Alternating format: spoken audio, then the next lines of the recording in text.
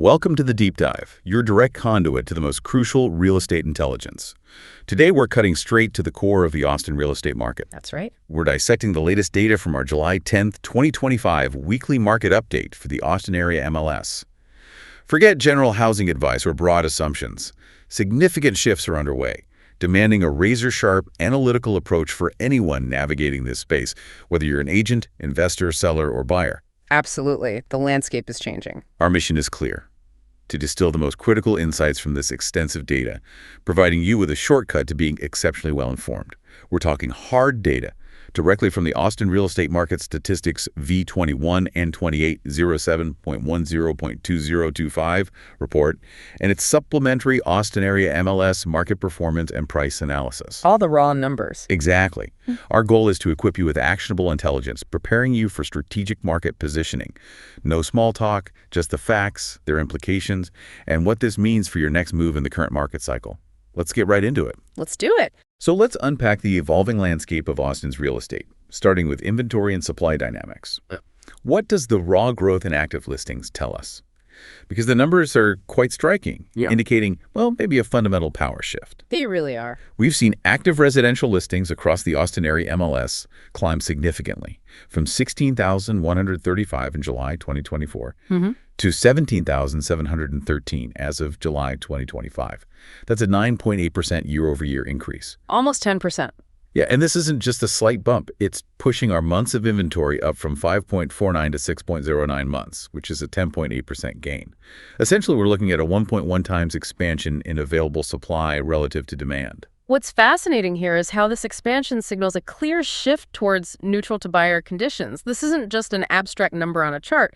It translates directly to real-world impact for you on the ground. Right. For active buyers, it means more choices and, crucially, longer decision windows.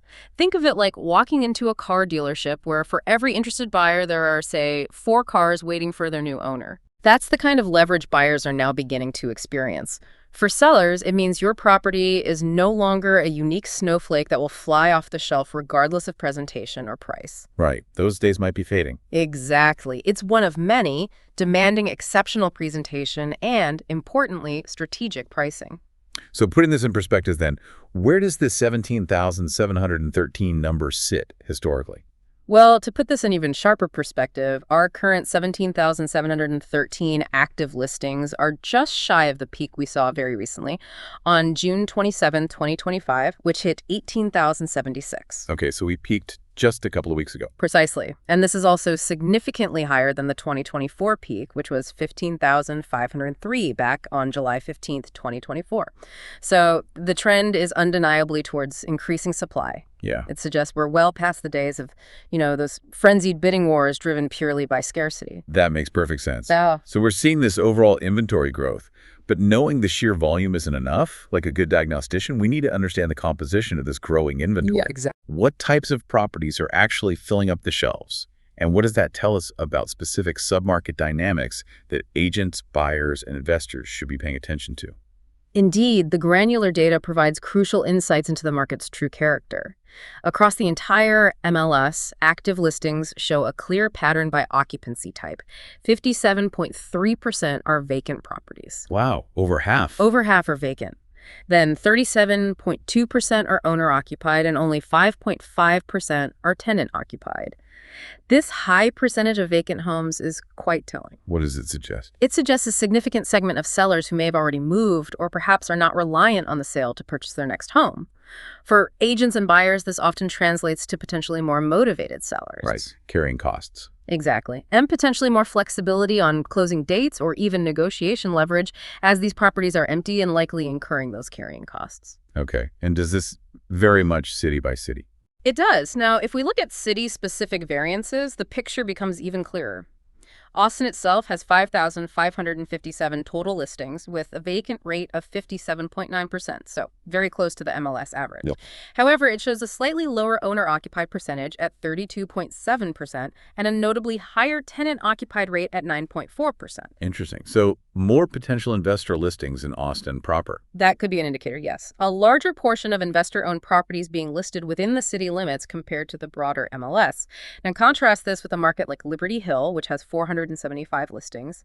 There, 62.1% are vacant, 35.5% owner-occupied, and a lower 2.7% tenant-occupied. Okay. And then Lockhart stands out a bit with 110 listings, showing 61.8% vacant, but a notably higher 11.1% tenant-occupied rate. Again, possibly reinforcing that idea of more investor-owned inventory hitting the market there specifically. That distinction by occupancy type is incredibly insightful. It tells you not just how many homes are for sale, but also gives you a read on the motivation behind those sales. Precisely. And what about new construction versus resale?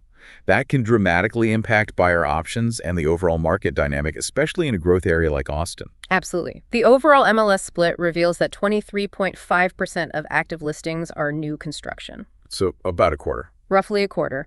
While the vast majority, 76.5%, are resale properties, this balance is critical, and it shows that while new builds are certainly a factor, the resale market still dominates the landscape. Okay. However, again, city-specific data shows significant variations that are vital for strategic targeting.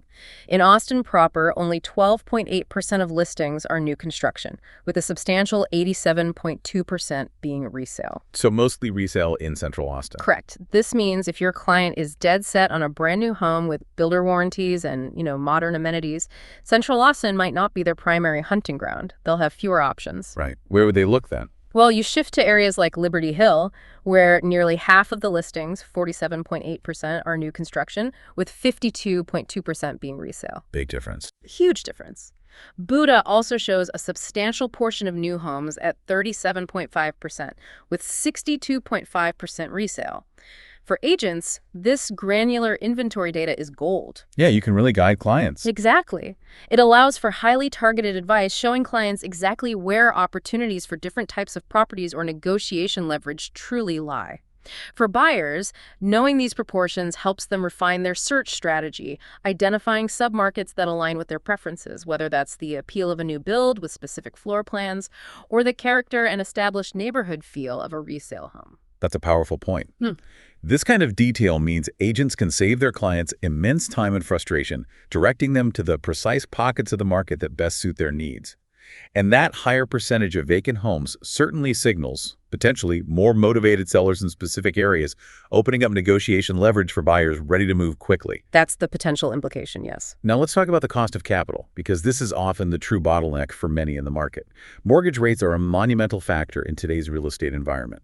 Absolutely critical. Let's unpack the current 30-year fixed mortgage rate of 6.69% for July 2025 and put it into some much-needed perspective. It's a critical number, and while 6.69% for July 2025 represents a slight decrease, about 2.4% year-over-year from July 2024's 6.85%. Okay, so slightly down UY. Slightly.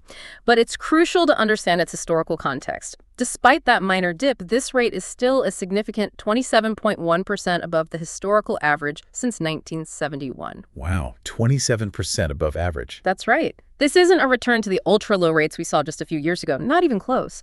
In fact, it highlights that borrowing money for a home remains significantly more expensive than it has been for much of modern history.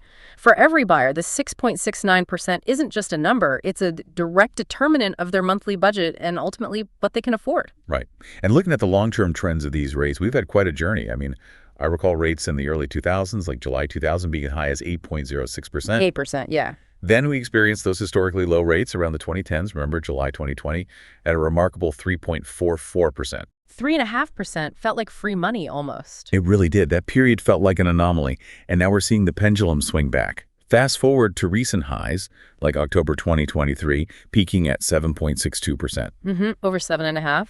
So while 6.69% might seem better than last year's July figure, or that peak last fall, it's still far from the buyer-friendly rates many got accustomed to, and it profoundly impacts purchasing power. If we connect this to the bigger picture, these rates are not just numbers, they're a significant gatekeeper for demand. They're reshaping who can afford to buy and what they can afford. How so, practically? Well, higher rates directly reduce buyer purchasing power. A buyer who could comfortably afford a $500,000 home at, say, 3.5%, well, they can only afford a significantly lower-priced home, or they have to take on a far higher monthly payment at 6.69%. Right, the math changes drastically. It really does. This necessitates a comprehensive reevaluation of budgets and property types, impacting what's truly within reach for a substantial portion of potential buyers. For many, this isn't just a hurdle, it's an impenetrable wall, pushing potential buyers out of the market or into drastically different property types or locations than they might have initially desired. It's really reshaping the very fabric of Austin's homeowner demographics. And what are the profound implications for sellers in this environment? Because it's not just about what buyers can afford, it's about seller expectations aligning with these new market realities. Well, for sellers, current rates profoundly influence their expectations and, crucially, their strategy. Higher rates translate directly to a smaller pool of potential buyers who can qualify for their desired price point. Fewer qualified buyers out there. Exactly. This can lead to fewer offers on their properties or significantly prolonged market times if their pricing isn't meticulously adjusted to reflect the current affordability constraints. So pricing becomes even more critical. Absolutely essential. It's no longer a market where you can simply list high and expect a bidding war. It's a market where competitive pricing, rather than aspirational pricing, becomes absolutely essential. Sellers who refuse to acknowledge this new reality risk their property languishing on the market. Chasing the market down. Precisely, potentially leading to even steeper price reductions down the line. It demands a recalibration of what constitutes fair market value in today's environment. Okay, so with inventory expanding and the cost of capital remaining elevated, what does this all mean for market momentum? The numbers are telling us something crucial here about market risk and the underlying velocity of transactions. They certainly are. Let's look at the overall activity and inventory ratios. Our activity index is currently at 19.6%, and months of inventory sits at 6.28. How does that activity index, specifically at 18.75%, compare to historical benchmarks, and what does that tell us about demand? Yeah, the activity index, which is calculated as pending sales divided by the sum of active and pending listings, it's a key gauge of how quickly homes are moving through the sales pipeline. Right. At 18.75%, it's significantly below the historical average. Typically, values above 30% signal strong demand in a vigorous seller's market. So we're well below that. Well below. And we've seen a clear trend of weakening demand here.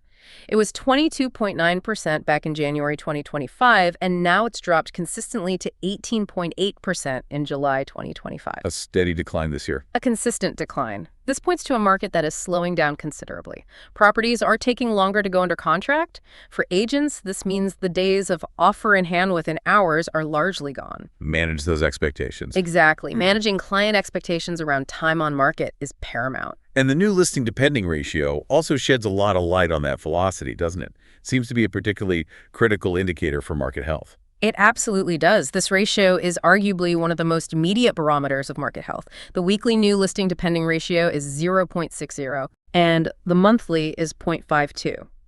Now, when you compare this to the 25-year historical average of 0.81, you see a significant divergence. Much lower. Much lower. This metric is a direct indicator of market risk because it tells you how many new listings are coming onto the market for every one that goes pending.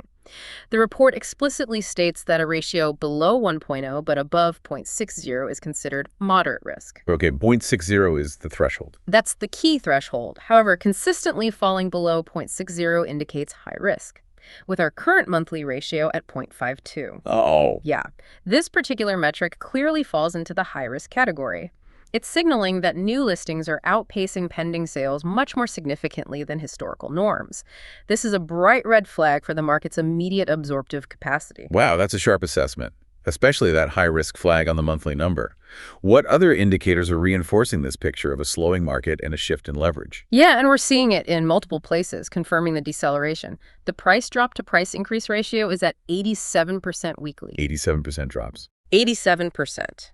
What this means is that for every 100 properties seeing a price change, 87 are experiencing price drops, and only 13 are seeing price increases. That's stark. It is. It's a stark indicator that sellers are actively and perhaps reluctantly adjusting their expectations downwards to meet the market where it is. Despite this downward pricing pressure, sellers are still trying to generate interest, as evidenced by the current weekly total of 2,089 open house offerings across the MLS. Still holding open houses. Still trying. However, the data clearly shows the pressure is heavily on pricing, and buyers seem to be holding out for concessions. Let's delve further into some of the key market ratios then, to truly understand the current balance between supply and demand. What do the active to pending and active to sold ratios tell us about market equilibrium? These ratios provide a deeper understanding of market balance. The active to pending ratio, which compares available listings to those under contract, is currently at 4.33. Okay. This is notably higher than its historical average of 2.84. So more active listings per pending sale. Correct. A ratio greater than 3 suggests a buyer's market with excess supply, which aligns perfectly with our earlier discussion on inventory expansion.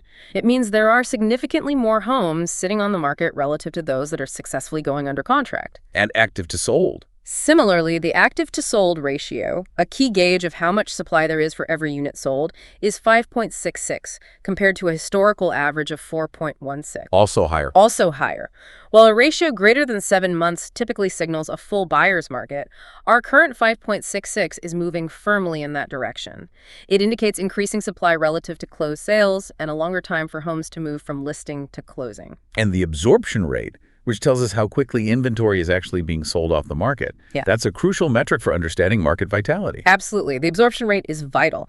The sold to active ratio, often referred to as the absorption rate, is currently 17.68%.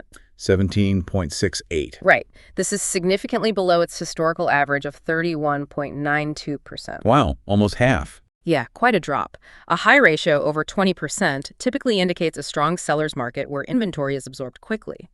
Conversely, a low ratio, particularly below 10%, suggests a sluggish market favoring buyers. And we're at 17.68. Exactly. Our current 17.68% is certainly closer to the sluggish end of that spectrum. It indicates that inventory is not being absorbed as quickly as it historically has been. This gives buyers more time, more options, and more leverage, reinforcing the shift we're seeing. Moving on to the pressure and velocity indices. These sound like forward-looking indicators that consolidate many of these trends. What do they forecast for the Austin market's direction? These indices really consolidate the picture and offer a glimpse into the market's underlying momentum or lack thereof. The pending to supply pressure index is currently at 557. 557. Which is a dramatic drop from its historical average of 1316. Huge drop. What does that mean? This metric essentially tells us the pressure on supply from properties that are likely to close soon. Such a low number suggests significantly less pressure on existing inventory. Active listings are not being depleted rapidly by pending sales. It's kind of like the air is slowly leaking out of a balloon. Okay, good analogy. Furthermore, the demand-supply velocity indicator is at 40.76%, well below its historical average of 78.91%. 40% versus almost 80% historically. Exactly. A value below 30% strongly favors buyers, so our current 40.76% indicates a noticeably slower market overall. Properties are simply not moving as quickly from active to pending or sold. This signals a market where buyers have ample time and little pressure to act immediately. And how about external demand indicators, like those from the MBA or NAR? Do they corroborate what we're seeing locally here in Austin, or are we seeing a divergent trend? They absolutely corroborate the local data, reinforcing the broader market sentiment. The MBA Purchase Index, as of July 9, 2025, is at 180.9. While this national index requires its own historical context for deep analysis, its presence here aligns with the overall softer market activity. Okay. More telling for local dynamics is the traffic of prospective buyers, seasonally adjusted for June 2025, which sits at a low 21. 21. That seems low. It is low. This directly measures buyer foot traffic and interest on the ground, indicating a general decline in buyer enthusiasm across the board. Critically, the NAR Pending Home Sales Index, PHS, a forward-looking indicator of closed sales, is at 87.8. Below 100. Well below its historical average of 101. And the year-over-year change for the PHS is a negative 0.34%.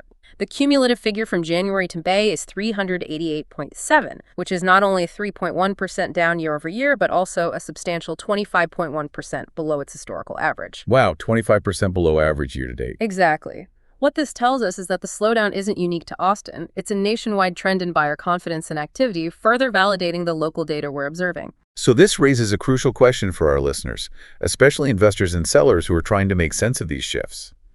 How do we interpret these declining velocity metrics for current and future transactions? It sounds like we're firmly in a decreasing velocity, increasing buyer power environment, and that has profound strategic implications. You've hit the nail on the head. These collective indicators paint a clear and undeniable picture. The market has less momentum, and buyer power is significantly on the rise. So what's the bottom line for sellers? Well, for sellers, this means that aggressive pricing strategies of the past are likely to be ineffective, even detrimental. You need to be prepared for longer market times and, very likely, multiple price adjustments to attract an offer. This isn't a market for holding out, it's a market for strategic positioning and realistic expectation. And for investors? For investors, this environment demands a heightened level of due diligence. Opportunities for acquisition may be emerging as prices soften, but they will require careful analysis as the market is less forgiving of over-leveraged or overpriced acquisitions. It's a time for strategic patience, precise execution, and a deep understanding of submarket fundamentals, not speculative gambles. Success now hinges on agility and data-driven decisions. Let's pivot now to pricing trends and affordability, because this is where the rubber meets the road for many, directly impacting wealth and financial planning. What are we seeing in terms of sold price movements across the Austin-Area MLS? Well, the sold price data reveals a nuanced yet undeniable reality of price correction. The average sold price for July 2025 is $593,277. Okay, just under $600K average. Right. While this shows a 3.8% year-over-year increase from July 2024. So up slightly year over year. Up slightly, yes. But it's crucial to compare this to the peak of the market back in May 2022. This figure is still significantly down from that peak of $847,583. Right, how much down? It represents an 8.06% decrease from that high point.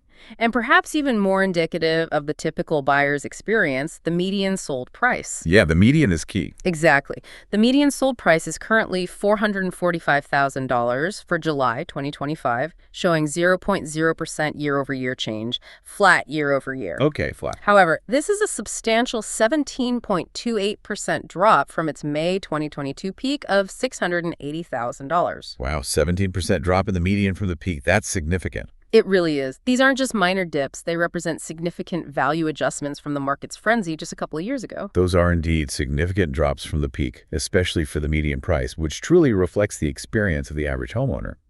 And price per square foot, which is often considered a true indicator of underlying value, is showing even more dramatic adjustments, isn't it? Absolutely. The price per square foot tells an even starker story of the market correction, laying bare the shift in inherent property value. The average sold price per square foot has dropped from $442 in May 2022 to $345 in July 2025. That's a decrease of 21.94%. Almost 22% drop in average price per square foot. Exactly. And the median sold price per square foot has fallen from $393 in April 2022 down to $215 now. Whoa. Which is an astounding 21.88% reduction. So also around 22% for the median. Right. Take a moment to let that sink in. Nearly a 22% drop in median price per square foot. That's not just a number. That's a significant shift in wealth and perceived value for homeowners, fundamentally altering expectations for sellers and opening up new entry points for buyers. Yeah.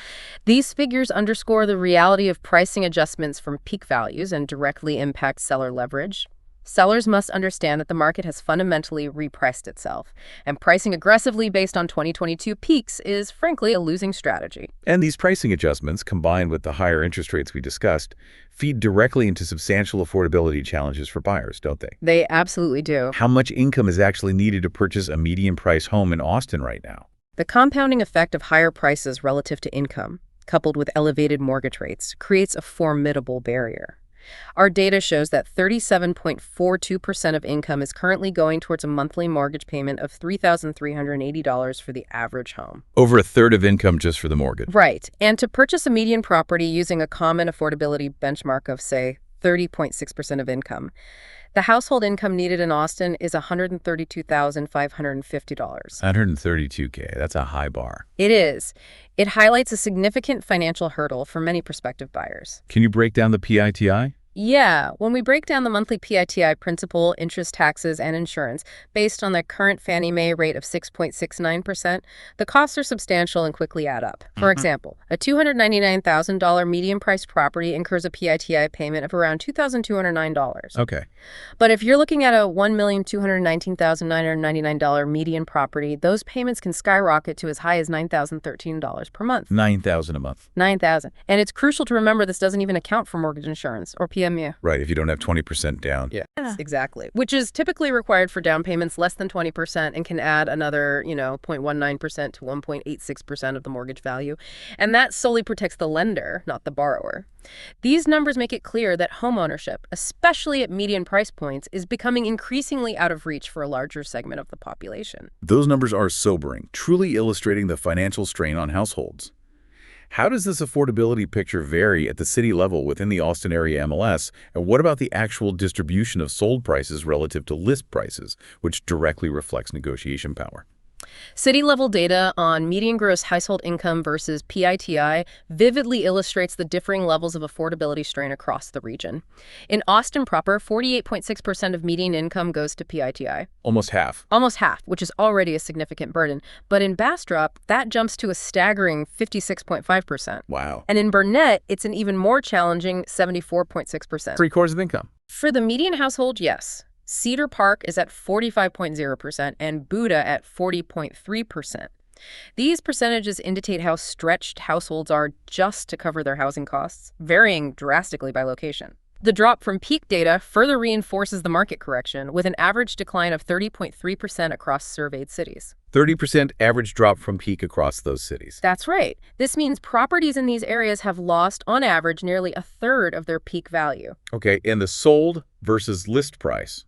Where's the negotiation happening? And when we look at the sold price distribution, the market leverage has clearly shifted decisively towards buyers. Across the entire MLS, 64.0% of properties sold under list price in the last 90 days. Almost two-thirds sold under list. Exactly, with only 22.3% selling at list and a mere 13.7% selling over list. Very few going over anymore. Very few.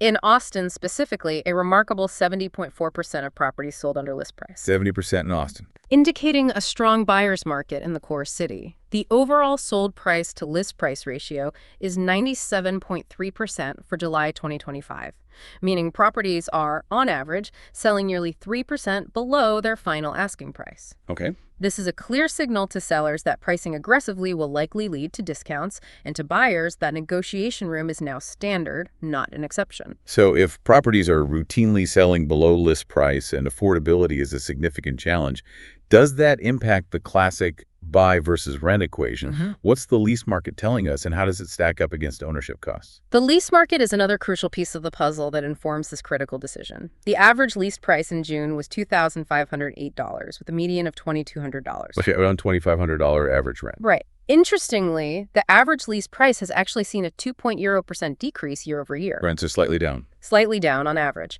This relative stability or even slight decline in rental prices, combined with the significant housing affordability challenges and high mortgage rates, directly feeds into the median sold price to rent ratio. Okay, what's that ratio telling us? The overall Austin area ratio is 16.48. Now, to interpret this for our listeners, a ratio below 15 generally suggests it's financially better to buy than rent.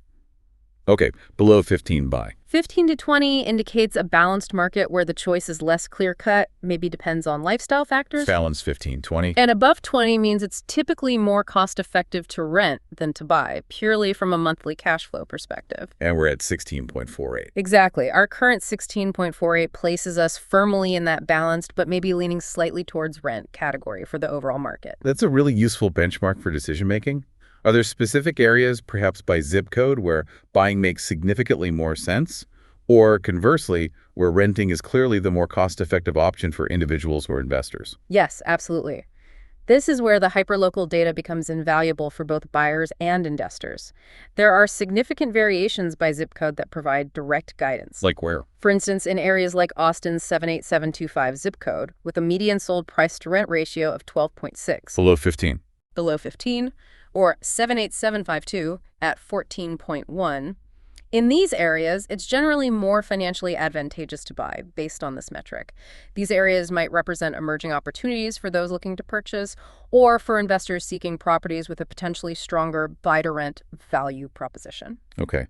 And where is renting more favorable? Conversely, in affluent or high-demand areas like Austin's 78756, the ratio is a very high 37.2. 37. Yes.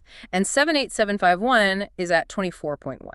In these areas, renting is significantly more cost-effective than buying, purely from a monthly cash flow perspective. Big difference depending on the zip code. Huge difference.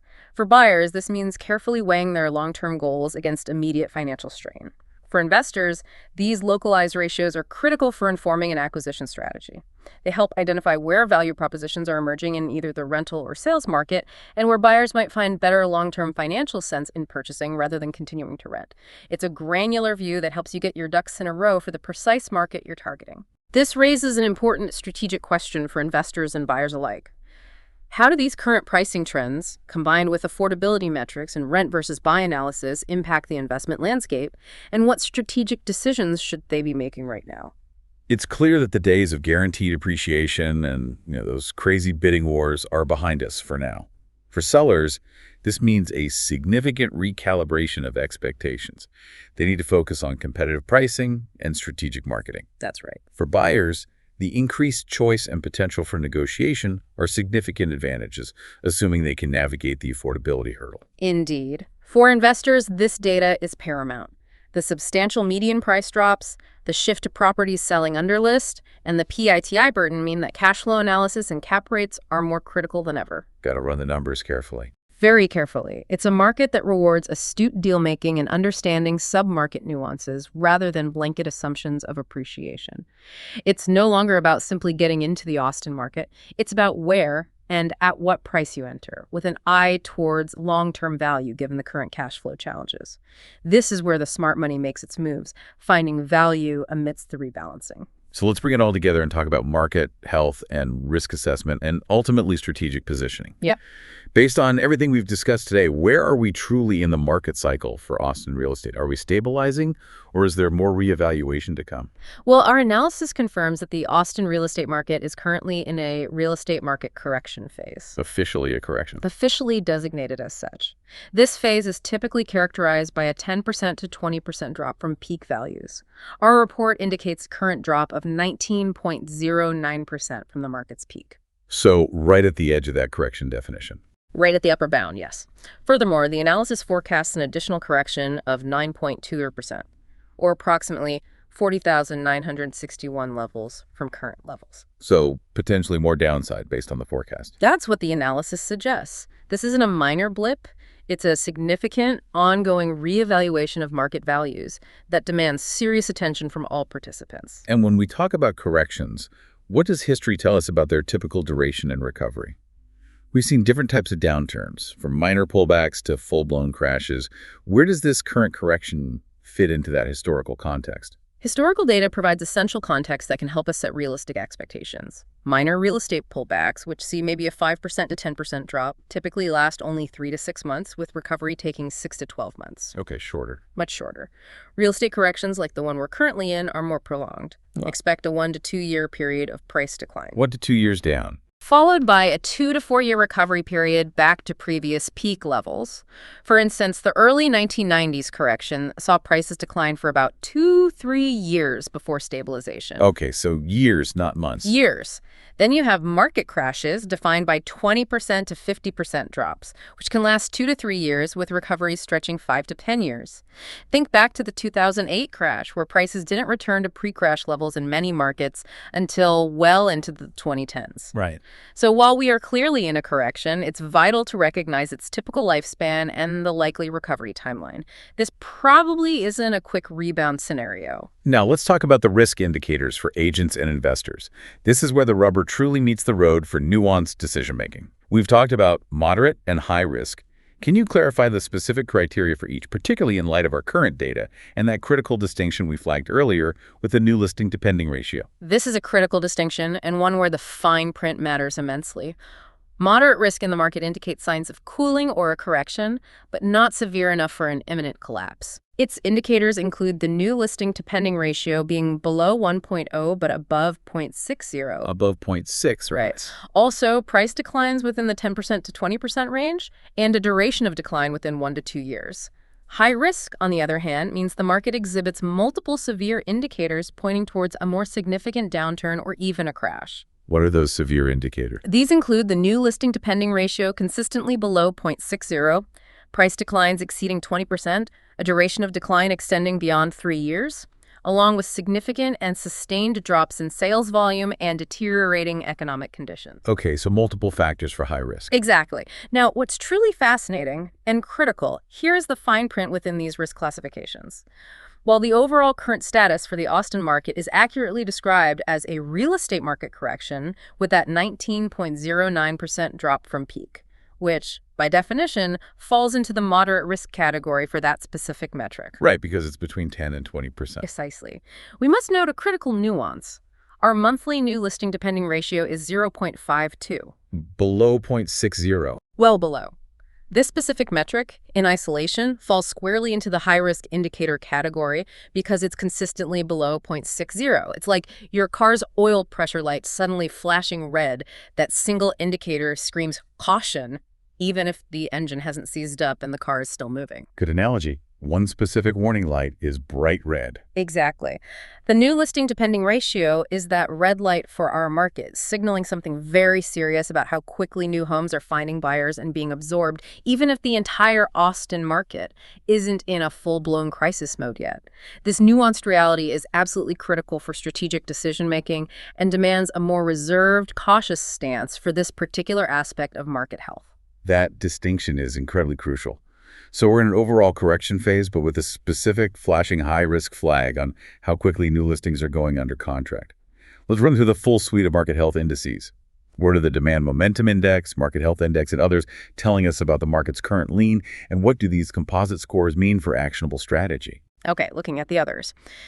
These comprehensive market health indices paint a consistent and undeniably clear picture of a market leaning heavily towards buyers.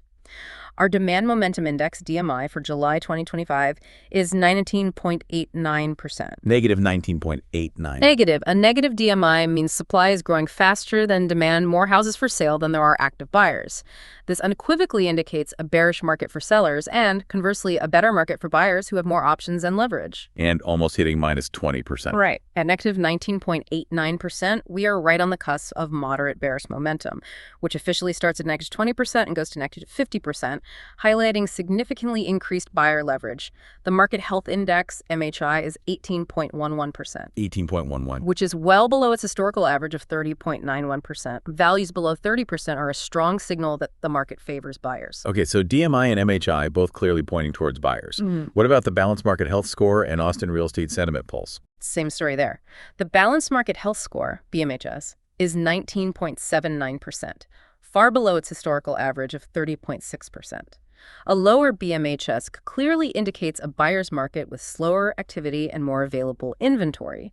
It's telling us that the equilibrium has shifted away from sellers. 19 versus 30 historically. Right. The Austin Real Estate Sentiment Pulse, ARESP, is at 41.67%. Now, values below 30% typically indicate a cautious market, one that distinctly favors buyers. While we aren't below 30% here. Still above 30. Still above, yes. But the general trend is certainly away from seller optimism and towards a more cautious wait-and-see approach for many participants. It's not a bullish number. Makes sense. What about the efficiency of the market and overall buyer confidence? Are properties moving efficiently, and are buyers feeling confident enough to make moves? And you see this reflected in the efficiency scores. The Market Turnover Efficiency Score, MTES, is 8.3%. Only 8%. Only 8.3%, substantially below its historical average of 19.32%. Values below 30% suggest market stagnation and, again, strongly favor buyers because homes are simply not turning over quickly. Okay. Similarly, the Inventory Stress Index, ISI, is 5.49%, below its historical average of 12.57%. Values below 10% indicate low inventory stress, which means less competition among buyers and potentially better deals to be found as sellers face less pressure. Low stress on inventory. Right. The Buyer Confidence Indicator, BCI, is 6.71, below its historical average of 9.66. A lower BCI indicates buyer hesitancy, directly reflecting the impact of higher rates, economic uncertainty, and the overall market reevaluation. Buyers are hesitant. They appear to be. Conversely, the Seller Opportunity Score, SOS, is 20.45, vividly reflecting the diminished leverage for sellers in this environment. And the Market Flow Score, MFS, is 5.06, below its historical average of 6.61, indicating less overall market efficiency. So pretty much across the board, these indices point to a slower, buyer-favorable market. In essence, yes. Nearly all our composite scores indicate a market where demand is soft, supply is ample, and buyers hold the upper hand, requiring a complete shift in strategy for anyone looking to transact. Finally, let's talk cap rates for our investor listeners. How does Austin stack up? And perhaps more importantly, how can they use this granular zip code data to inform their acquisition strategies in this shifting market? This is absolutely crucial for our investor audience as it cuts straight to the core of property profitability. The overall Austin area cap rate, which is essentially your immediate return on investment if you bought a property with all cash, is 3.53%. 3.5%. Right. Now, what's even more telling is when you subtract the 6-month T-bill rate from this, giving us the cap rate minus 6-month T-bill, which currently stands at negative 0.78%. Negative 0.78%. What does that negative number mean? It tells us that right now, if you bought an average property with cash, the immediate rental income wouldn't even cover what you could earn by simply holding a risk-free government T-bill. Wow. So T-bills offer a better immediate return than the average Austin rental property right now. Based on this average metric, yes. It's a stark indicator that pure cash flow investments are challenging without significant price negotiation, or if your primary strategy hinges purely on future appreciation rather than immediate returns. But you mentioned zip code data. Are there pockets of opportunity? Yes, absolutely. This is where investors need to dig deeper. There are highly localized opportunities. Investors can leverage zip code-specific cap rates to identify pockets of potential. For example, Spicewood is showing a cap rate of 4.95%. That's above the desired 4.279% cap rate used in this analysis. This signals potential investment opportunities where the rental income relative to purchase price might be more favorable, offering perhaps a glimmer of positive gas flow. So Spicewood looks potentially better. Any examples on the other end? Sure. In stark contrast, Round Rock's 78681 zip code has a cap rate of only 2.60%. Very low. Very low, significantly below the desired rate. From a pure cash flow perspective, this makes it a much less attractive investment without a substantial price reduction or a very long-term appreciation outlook. This granular data allows investors to make targeted, data-driven decisions rather than broad assumptions about the entire Austin market. Got it. So the overall average might look weak, but specific areas still hold potential if you do the homework. Precisely. Okay. This raises an important question. How do we synthesize all these scores, the Demand Momentum Index, Market Health Index, Balanced Market Health Score, Market Turnover Efficiency Score, Inventory Stress Index, Buyer Confidence Indicator, and the cap rate analysis to guide our actions right now? Yeah, what's the takeaway? They collectively point to a market that is currently in a definitive buyer's tilt, with certain metrics like that new listing to pending ratio even touching high risk for specific indicators. This demands astute strategy for all market participants. What it means, it seems, is that sellers need to be extremely realistic and pragmatic about pricing and marketing. The market has repriced itself. No question. For buyers, this is a period of increased choice, reduced competition, and genuine potential for negotiation. But they must be diligent about affordability, given the rates. Absolutely. Affordability is still the key constraint. Investors must be laser-focused on cap rates and hyper-localized opportunities, understanding that blanket strategies won't work in this nuanced environment. Diligence and local knowledge are paramount. And for agents, this is a time to truly shine by providing data-driven advice, clearly communicating these complex market realities to clients, and adapting strategies to this neutral-to-buyer environment. This isn't a market for the faint of heart or the unprepared. Not at all. It's a market for the data-informed strategist, and those who adapt will be the ones who thrive. Well said. So, given the clear shift to more buyer-favorable conditions, are we witnessing the stabilization needed for long-term growth, or simply the calm before a deeper reevaluation of value in the Austin market? That's the strategic question we leave you with, one that demands continuous, data-driven analysis. A question worth pondering. To truly arm yourself with a full picture and delve into the granular details we've only begun to scratch the surface of today, we urge you to download or view the entire weekly market update. It's over 800 pages. 800 pages of detailed Austin housing statistics, charts, and visuals that provide the in-depth context necessary for your strategic planning. For all supporting charts and visuals, and for real estate market information updated and published daily, visit teamprice.com. teamprice.com. Thank you for joining us on this deep dive.